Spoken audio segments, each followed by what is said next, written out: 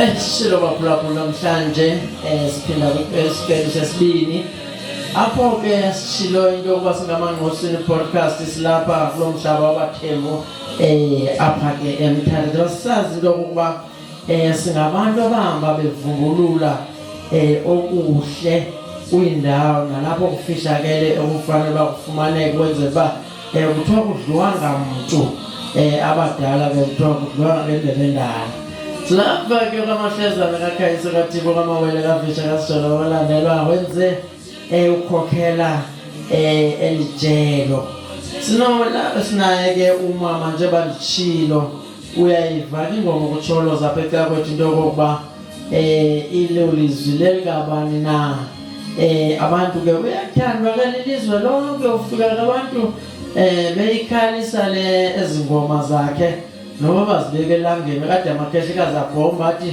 yini umntaka bani lo uyoba yini ukutshala ilanga ukulusanda umbeke phandle mngenise endlini alo amakhehikazi ayathi into yoba unyani uphanga phakathi e-FM silapha ke namhlanje siphinda kwakhona siphindela kuye sisithi ulusanda Mcinga sesikhumbule umcingo omdala wayengumsasazi owayenayo edumile bonakala ba le family yakwaMcinga noko inesabelo inesiphiwo mama uMcinga sihalela ngoku singene kwe-challenges njengoba sisazi umuntu akekho hamba nje ufikelele ethubeni loba sive into yokuba zi-challenges zini eziye zahamba zikunqoba nokutshekisha into yoba ingaba njengangoku uye wavelela kungaphixesha loba ube ngumntwana oxhomekeke kokuyini ube kwixesha loba ube ngumntwana oxhomekeke kwisithili ube ngumntwana oxhomekeke kwi-region uxhomekeke kwi-province wahamba uxhomekeka ke ngokwilizwe lonke jikelele izandla ezithe zavela njengakoorhulumente nakwimibutho ethile nakwintontoni sifuna ukuva baye bazifaka nezandla abantu kuloo nto ukuba ukhule ngokwade wadeda nasendlini ezandleni zoyihlo nomama wakho wapha kule ndawo kuyo. Mna msasazi andikhange ndibe nalakhe kakhulu ekuxhasweni urhulumente. Mna ndibe ndigugele okanye bebuphelelwa ngamandla ndicula kumbutho ophetheyo kodwa inkxaso noko andiyifumananga kakuhle kuwo ezangakum. Mna ndabhala ndancama ileta ezibhalwayo ndicela abantu bandibhalele kuba funeka phaya ubhale ngesiNgesi endingenaso ke mna ke cela abantu bandenzele into ekuthiwa yi-proposal eyokokuba ndicela uxhaswa ndibe nestudio esilapha kwam esibizwa ngegama lam ukuze ii-artist ezikhula emva kwam ingayihambi laa ndlela ibheke egoli ndiyihambileyo mna enekhosti ezingaphaya kwamandla zirekhode kwalapha kufutshane. Khange ndikwazi uphumelela kwezo zinto bekurejectwa kwanto enegama elingolusanda ukuze kude kube nangoku ke msasazi nakubantu abane-private companies bendizifake izicelo zezi-sponsors. Into ekuthiwa sisponsor namsasazi zange ndiyifumane. Hayi ndikuxelela inyaniso emsulwa kule age ndikuyo angeke ndibe sakwazi ukuxoka ndikuxelela inyani ndikuKrestu. Into ekuthiwa sisponsor zange ndisifumane. Ndikhumbula kakuhle msasazi ubuzawukhumbula ndikhe ndayimbali kuFacebook ngonyaka endingawukhumbuli 2019 ndirhalela ukwenza i-album yokugqibela ebulela abantu abandixhasileyo iminyaka radio stations yonke into endixhasileyo iminyaka ngobona imeko into yoba akukho nto ndiyihlaleleyo apha, andinamali, andinanto. Ngoku ke imali endandisendiyicela yileyo rekhoda le album yokugqibela. Yaba yintlekisa ke loo nto kuFacebook kubantu abangayivayo le ntlungu endinayo. Bachaza iindondo endinazo ezigcwala esitafini, zimbalwa ezi zibekwe apha ndizazi kuneendondo endinazo mna. Ingagcwala le tafile kubekwe naphantsi, nangoku sithathe nje ezimbalwa. Bacinga uba fanuba xa unikwa indondo ilandelwa yimali. Akukho mali esiyifumanayo apha, akukho mali esiyifumanayo. Ufumana nje into endiya noba ludumo okanye kukuvela ethivini andiyazi, okanye kukuvela nasemaphepheni khe kuthethwe ngawo inoba sifumana loo publicity njalo. Otherwise akukho nto idibene nemali. Ndandicele imali ke ebantwini ndisithi umntu onako noqhutywa intliziyo yakhe ndicela anikele kule nombolo, ndifuna ukuyorekhoda. Zange kubekho mntu ophakamela loo nto ngaphandle kwezithuko into endazifumanayo. Into nayo ke uThixo endimkhonzayo umsasazi wazivala iindlebe zam. Azange ndive noba kwakusithwani xa kuthukwayo. Ndandingafuni nomntu ozazongixelela uba kwakusithwani. Wathi sithi usista wam bekusithi ndathi ibamba apho mntakatata, andirhaleli ukuyiva. Eyona nto ndinentshisakalo yayo kukuyothi enkosi ebantwini bam ebebendixhase yonke le minyaka, into nayo nandlela yokuthi enkosi. Kwabe ke kubaliswa nento zoba unonyana ocula phana. Abantu abangayaziyo into yasemculweni, uweso wegospel, ukuba ucula noba awunikwanga mali khona, uculela into yoba abantu abakhoyo apha, omnye wabo uyawukubiza abe nento akunikayo. So khange kube lula, uba kungabi lula kumna ngokomsasazi, andifuni ukuxoka. Ndiba nosizi lomntu othi ndiyarhalela uba ngumama uLusanda, ndicinge nkosi yam into yoba akayazi uba ndingumama uLusanda owaziwayo, ndidlule phi, zeziphi iindawo, ndivela ubanjwa mnamsasazi ejele. Ndibanjelwa abantu abathengisa umculo wethu ezitratweni, izitendi ezi-ownwa ngamapolisa. La ndizayoripota kuwo into yoba ndithathe umculo wam endaweni ethile, kuphela ityala liphelela kuloo ndawo kusithiwa asiyazi intontoni uba le case ifakwa njengantoni xa uyisa kwajustice. Iphelele apho. Kodwa ke yaphela msasazi iyondilendisa ejele, ndalala ejele ndingayazi into yokokuba ndingaze ndilale ejele kuba andinguye umntu ondlongondlongo. Nasekhaya zandive mntu kuthiwa ukhe wangena ejele kwasesizalweni sasekhaya. Ndaba ngokuqala ukungena, ndingenela umsebenzi wam, ndingenela nomsebenzi wezinye artists ezazikhona kuba ndandingakhethi owam ndodwa xa ndifike esitendini.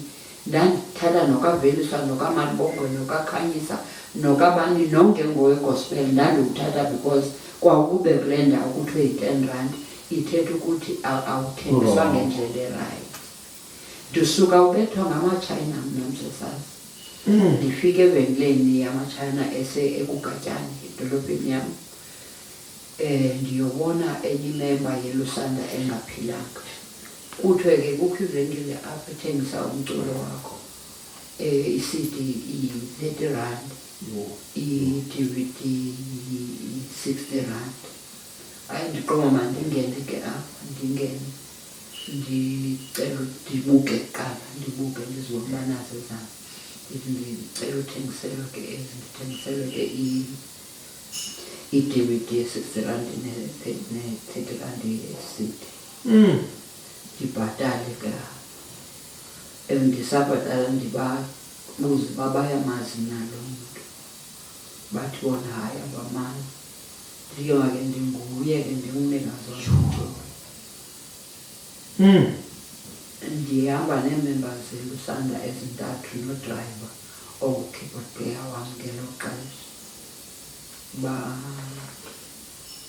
Xa ndiqokelela ezi CDs ndithi bona bafowunela amapolisa, bafowunela into yoba mna ndiqokelela ii-CD zam apha nee-DVD zam apha. Abafowuna bathe uba ndithathe ezo zinto kweza itshayinana elimntanana onoba wayeyintanga kabethusile wandibetha ngenqindi kwindlebe yaselenza ndayawuwa. Umntu owandivusayo apho ngulo mfana ebedrayiva imoto. Ndanguyo ndiphakamisayo ndilele ngomqolo kulo mfana ezawundinyacinezela ngedolo. Le ndlebe iseleft ayikasebenzi namhlanje. Bandiphendula ifowuni yakho noba ndime kanjani funeka ndiyizise ngaserayithi kuba ubethe lo msebenzi wakho. ubethe lo msebenzi wam. Babanjwa abo bantu ngamapolisa afika amapolisa apha efonelwa ngaba bam. Babanjwa bawufakwa ejele kwathi ityala lingedate ethile ndaye etyaleni nabo kwathiwa akakho umntu ozawutolika abasiva isilungu ulindwe itoliki eyaseChina yelizwe labo ezawusazi isilungu. Kwalindwa msasazi kwalindwa kanti ngasese bakhuphe imali bona abantu imali banyengezela abasemagunyeni baseuloveni bakhuphela iipasipoti zabo baphela emehlweni. Ndithe ndiphinda ndisiya mna ngemini etyala ebekiwe ndafika kusithiwa abekho bathutha bqatyana. Bathutha njani iipasipoti zigcinwe ngurhulumente? Senalo mbuzo khena namhlanje. Uye wadibana nezinto ezinzima. Madam njengangoku xa ucinga ngoku kule mihla sendisitsho nam xa ndicinga ndithanda udideka ngoba noba umphathiswa ngoweyiphi department nokuhleli phantsi esiseleni phantsi kwesisele uyayazi into yenzayo noba wena akazukwazi. Aba bantu bonke ababakhokheleyo abanako noba bangaze mhlawumbi ethi own pocket yakhe mhlawumbi ajule kuwe nangaphandle kwemfesana ngaphandle kwesisa se-department mhlawumbi ngesisa sakhe ngoba aba bantu ngabavoti babo and nangaphezu koko uculela umbutho wesizwe xa kufuneka kwenzeke izinto even opresident noba ngoba awukhe ukwephula irekhodi uye phambi komphathisi othile njengaba baphathiswa babebe umama ubhala indlela abantu ndake ndabona benike itrakhi omnye utata wayitshayifene ngapha ezilalini ekhaya ezantsi emakhaya. Ndacinga heyi kukhona abantu endingazinobaziwe kanjani naba. Ukuba nevelu kwam embuthweni kuqale kutata uMbeki. Kusekho omama uBhayindlela aba ubabizayo nomama uJajula babendisebenzisa kakhulu. Wasuka ke utata ngendlela esuke ngayo nolandelayo utata ndasetyenziswa kakhulu nakuye andisoli nto. Ndibizwa kwiindawo zonke azawuya kuyo umongameli ezawuphakanyiswa ndim andisoli nto. Ndingazibala zibe mbini zibe ntathu ezikatata lona ophethe ngoku. Andimazi beqaleni yena uphatha kuba andikho kwelo cala lepolitiki kodwa mna ndingathi inoba ndiye kukho yena ephethe kabini okanye kathathu zange ndiphinde.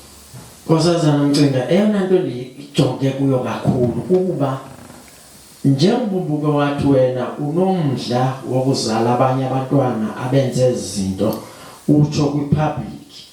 Abantu abasebenzela ipublic kange badliwe inimba nopresident bathi make sithathe sijonge into yoba lento ingokhiwa ngamali lento ayifunayo ngoba kuthiwa izochaphazela abanye abantu.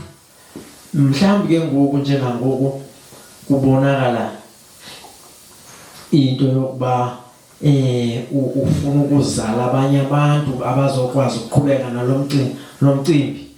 Akukho namnye na othena wadliwa ilento yokuba ufuna uba nestudio ngoba idla nam mna ndizihlalele nje ke ngolento yestudio uba istudio ayiso zakho. Nometa singabizwa ngawe, nometa ungathini ungabe uncedisana nalo rhulumente. Hayi wena msasazi zakubekho nomnye umntu onokundinceda ukusukela kurhulumente nakwi-private companies. Zange kubekho uba kungekabikho mntu nangoku oyicingayo into yoba noko lo mama ufane uba abe naso istudio kwisayiti azayikhomba ngokwakhe, nothi kwistudio esizawuba sidala kusuke kuthiwe ke ngoku yiMiriam Makeba awusweleka. Andifuni istudio esinjalo mna. Ndifuna istudio esizawusebenza sisetyenziswe ngabantwana beli lizwe ndikhona. Nokuzama kwa kungaciki igama lakho khona ngoba amandla azokwehla. Igama lam andifuni. Yiyo le nto ndithi kuwe ndihleli kwidocumentary ngoku, ndihleli kwidocumentary engafandwanga ndawo, kwidocumentary endicela amalizo ukuba nabani nonamandla okundinceda makandijulele ukuze lo mbono wam ndingabhubhi le documentary ndingayigqibanga okanye ndingayenzanga. Akukabikho mntu uvelayo ke. Nanjengangoku Mama Mcinga uthe wabe ungumntu ophezulu kwezenzo, hayi ngakwenyulwa ngumntu. Awuke ngabi nawo umbono wokuhlala wenze appointment nomuntu ophezulu eburhulumenteni uye ufike nihlale phansi ube umbono wakho ngoba into yokubhala kweli lizwe ayisebenzi. Iichannel zokuya kwabantu zinzima kakhulu msasazi. Kuwe sikawungumntu ongafundanga, mhlawumbi ke zilula kwabafundileyo okanye kwaba beli xesha. Kwelethu ixesha ukuyothetha nopremier, ukuyohlala phantsi nopresident, uyakwazi ngosipresident, kuyinto enqabileyo kwakuyinto enqabileyo kakhulu. Kungoku apho sibona khona bethu sile begudlana imihlana kunye nopresident. Mna zange ndilifumane elo thuba. Mhlawumbi ke ngoba ukukhula kwamaxesha anzima ukoyika okanye ngabikho abantu bokuqinisa umqolo ngoba mhlawumbi uyakwazi ukusuka straight xa uthe igama lakho la-popular kakhulu, naxa unkonkoza emnyango uthi ungubani nalo ubonakala ungumntu owaziwayo ngoba amandla akho enze waziwa. Ndifuna siye ngokule ndawo kule nto sasisolo sikhala ngayo kudala kuthiwa zindondo. Basasicinga once unikwa indondo kukho into engapha enkulu nabantu ehulweni nje babegcwele nje noba bebekhona babonanga uba yintoni emva kwendondo.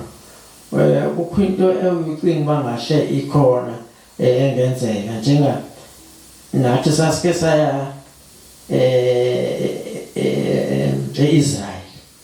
e-Israel sabuya sinenantsika sinezindondo kodwa sasingenanto siyiphetheyo enye. Xa sibuzwa ngabantu emakhaya sithi ayisenza imali yeza yaduka namhlanje. Ndikhalela ukwazi madam njengangozigcwele apha ezindondo apha phambi kwethu emva nizinikwa phaa phakathi kwabantu kutsho kwenzekeni emveni kwabo mhlawumbi sekwatshintsha izinto. Into yam yokuqala msasazi ubungabona kakuhle le silver yesama. Isama into enabileyo kakhulu ukufane uyinwe ngumntu nje wakugatyana. Yaba indondo yam yokuqala isingathi ka-2003 iFanphazana. Yona ke eyathi kwangoku ndinikwayo ndabe ndinikwa itshekhi ye-5,000 rand. Yayinkulu kakhulu ke lo xesha. Msasazi ke apha kwezi andazi nto. Andazi nto bendisanda ufumana eye Lifetime iCrown andikayiboni kwa iCrown isiqu sayo sizofika apha kum kodwa yayidate uba andiyiphazami yayikuNovember ngexesha ndisesibhedlele mna eDurban. Uthi indondo yantoni madam? Crown. Crown awathi. Uloyiko lami ke kulento yokuba mhlawumbi ube imibono yakho ifele ngaphakathi.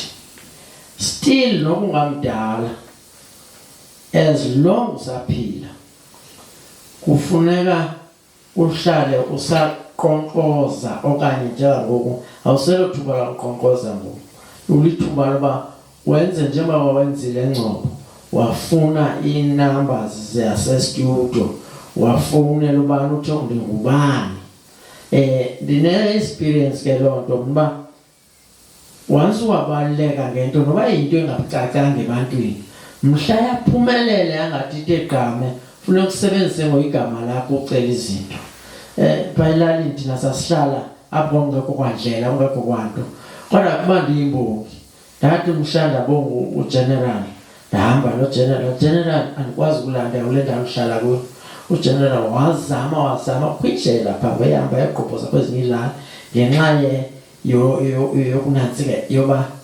yokwaziwa noba kandazi umuntu ngobuso but le umsebenzi wenzayo ukubeka enqwanqweni lokube ngupresident kwa upresident kuba ngaba umuntu onenhliziyo ngeke akwazi ukuthi ayiphinda awundinantsika awundibhukishanga indlela owenze ngayo nomntwana kapresident nomntwana kaminister nomntwana kamfundisi nomntwana kabani kuzo zonke izindlu zabantu ungenile emzini wakhe wenza umahluko noba ngubani noba yena uthi akawumenzelanga but umamele okungendlebe umamele umuntu wakwakhe uzamela ukumandisa eSouth Africa intoba ubonakala nomkhenkethi esithi make ndiculelwe izinto noba mhlambi wena akakubizanga udlala into yakho ilento ndithi iminqweno yakho andihaleli iphelele kuwe ube usithi wena hayi ndikukile akukhona mibono singamanqosini thina sisathi kuwe phambili mama ngoku njengangoku ufikele kwestage ndiyayibona ke le yendondo ihleli lilisa kuba indondo ithengwa ngemali enkulu ize kuwo sizoyenzani thina indondo bintu esiyifunayo imali nane uniform kodwa indondo ndinayo ubone ukuba mhlawumbe ngamanye amaxesha sisebenzisa izstyles zezinye izizwe kanti thina siyaziwa uba into esisakhwalela kuyo zizona zinto okuthiwa koomafana zizona zinto i-apparatus zokwenza ezi zinto.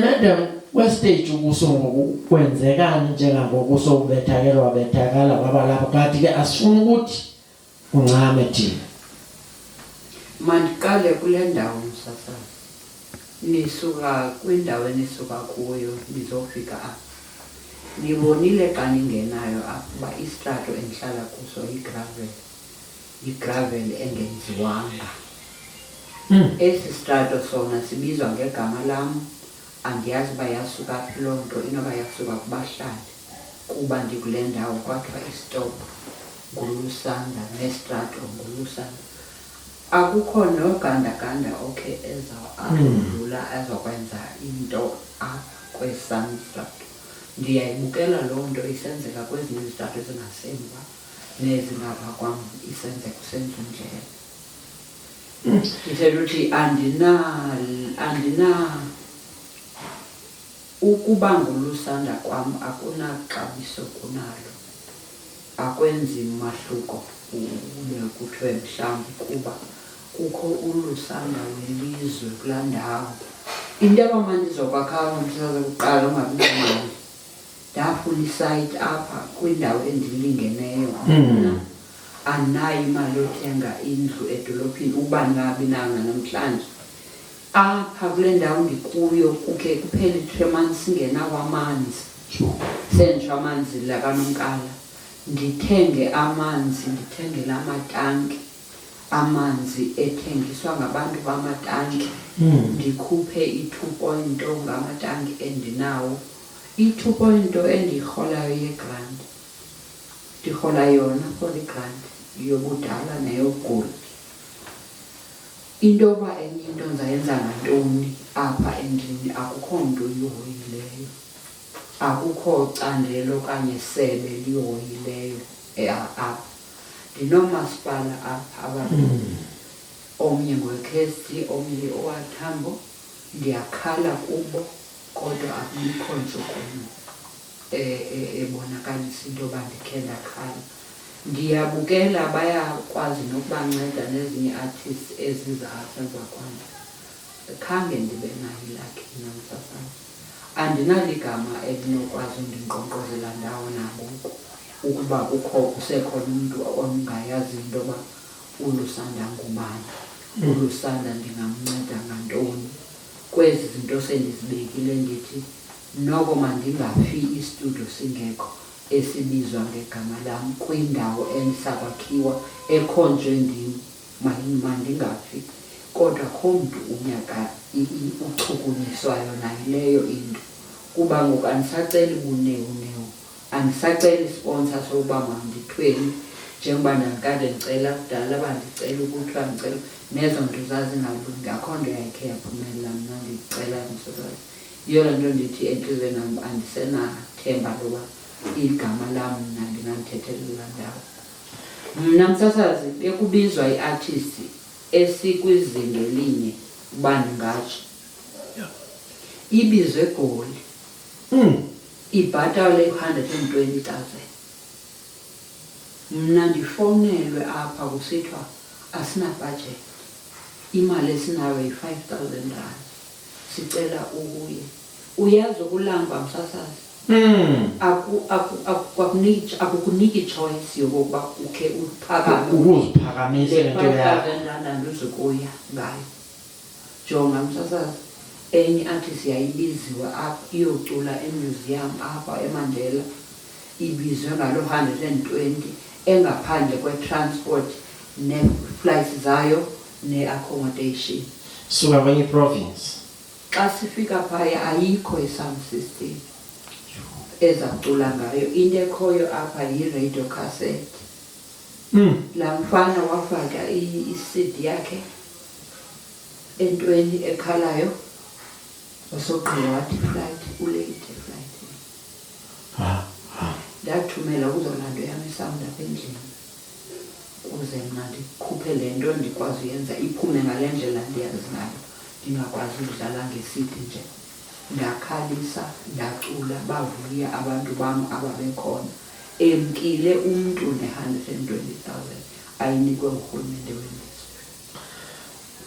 Ntombi kaMcinga, siyarhalela ke siye ekugqibeleni into yokokuba ingaba wena ngoku njengangoku ungathetha uthini, ngoba ndisacizelela ukuthi nangosithetha apha bazawuva. Ndiyarhalela iimfuno zakho zingafeli ngaphakathi, zifele kubo, uzikhuphe wena uzithele kuba ngaske ngosendilapha njengasotshilo into yoba istudio unumber 1 ayiso sakho, ayiso sabantu bakho, seselizwe apha abantu bazoxoxa khona. Kufana nekholeji apho usenoba kwikholeji njengabanye abantu bonke, njengangoku usport and culture engumntu ocothayo ukwenza nokungenisa ezi zinto zifunekayo ngabantu. Ndiyarhalela kudwelise ezi zinto xa sithetha apha, sithethele into yoba noba ngubani ongaske abone into yoba yeyi eneneni ngendlela osebenze ngayo akumelanga into yoba namhlanje usathi kukho into eyikhanukayo. Into endirhalela ukuyicela ebantwini abanendlebe yokumamela nabanentliziyo yokunceda yeyokokuba noba nguPatrice Motsepe andibazi aba bantu bakufikelelwa njani kubo. Ngabantu endandirhalela uba ndingaze ndidibane nabo abo ndiphalaza intlungu yam, kuba ndandisendiyiiphalazile kurhulumente lwangasabini. kodwa ndiyazi uba kuyiwa njani. Ndiyabarhalela abo bantu, ndandirhalela noba ne-mobile studio apho istudio loo mobile bus izosuka kule ndawo ndikuyo iyonceda umntu osePort St Johns ongenayo imali yonyuka nabantu bakhe azorekhoda apho. Ndithengelwe laa Iveco okanye laa Benz ifakwe i-equipment ngaphakathi yokurekhoda abantwana babantu abasafufuzayo, ndingashiyi kungekho mzila emva kwam. Umzila ongibethusile kum awenelanga because ukhulele kule nto. Ndifuna aba bangakhulelanga kuyo, bangazazi banjengam ngelaa xesha ndandifuna ukurekhoda ndibekelwe ithusenti ngamaxhephazana. Uba ngakhona umntu onondinceda ngezo zinto, nesi studio ke ngokusakhiweyo sizabe sakhiwe esi studio, kwakhiwe indawo zolalela abantu abazorekhoda apha, bangayobhukisha ngaphandle beyobhatala imali abangenazo, balale apha bavuke bangene estudio kusasa bade bagqibe iintsuku zabo estudio. Ndiyayirhalela loo nto. Okwesithathu, ndiyayirhalela into yokusponsarisha okanye yokuphiwa amancedo ngabantu abaneentliziyo zokuyenza loo nto kule nto yale documentary. Yimbali lena ebantwaneni. Abantwana bakhoyo ngoku abayazi Lusanda but bayazi ngenxa yabazali babo ababeyithanda. Xa besenza i-spring cleaning oomakhulu babo babekhalise iLusanda imini yonke. Abanye ebebesendibizwa kubo njengoba ndingasabizwa ndawo ngenxa yempilo, bebendibiza kuba umyolelo kamakhulu wayethe kuboze kucula uLusanda kweli khaya xa ndileleyo. And ke msazazini mna into yokucula kwaLusanda selelele umntu ayibisi kamnandi.